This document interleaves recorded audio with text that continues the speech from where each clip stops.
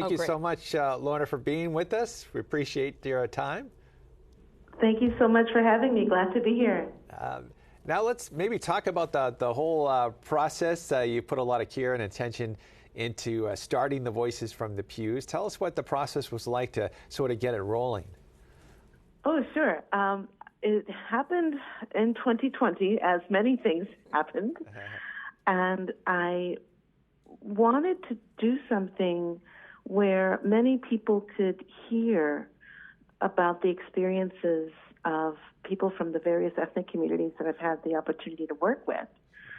You know, we have a very diverse church, and I think that it's important for all of us to hear these stories and these experiences because that is who we are as Catholics. It was an amazing process, and I loved following you through it. And of course, now to hear the initial finished projects have been tremendous. So the goal of Voices from the Pews is to share the journey and the faith life of Catholics of color and non-European descent. Has anything surprised you in these first several interviews? I wouldn't say anything has surprised me per se, but I think one of the things that has solidified for me is the fact that our church in its diversity has so much to give to us here in the United States.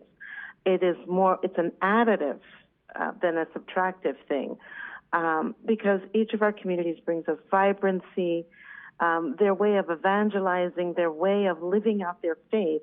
And in many cases, their faith story is part of their immigrant journey too. So I think in some ways they have so much to help us to reinvigorate and re-evangelize ourselves here in the Archdiocese of Boston and the U.S. Of course, a podcast is a significant amount of work in addition to your role as evangelization consultant for Black Catholic communities in the Archdiocese of Boston. Maybe you could talk about the sort of complementarity of both these positions and how they can work together and help in your podcast presentation. Sure. In my role as the evangelization consultant for Black Catholic communities in the Archdiocese, I have the opportunity to support and assist parishes and parish staff, as well as leaders of the various communities that I serve, to help them to become more a part of the Archdiocese of Boston, but then also to help the parish pastors and the staff to be more effective in their ministry to these communities. But in this podcast, I feel like it's a way of sharing a little slice of what I get to hear when I speak to members of various communities about their life story, about their feeling called to evangelize. I think that's one of the things that I've been hearing throughout the several interviews that I've done so far, is this willingness to trust Jesus and say yes, and then how their lives have been changed through their saying yes, and the particular ministries that they've been a part of. Whether it's going to Haiti to serve as missionaries, whether it's coming to the United States to be a missionary here, whether it's sharing about their devotion to, for example, Our Lady of Guadalupe. I think these are wonderful ways of witnessing the power of what our faith can be in our lives. That's really beautiful. You know, as I mentioned, I've listened to all of the episodes. Of course, I was personally attracted to Paul's story because his wife, Anna, I've known since she was in college.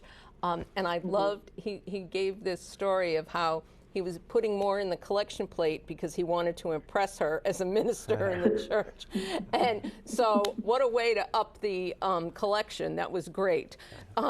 So each episode has, in fact, been an eye-opener for me. Where can viewers learn more about the podcast and listen in?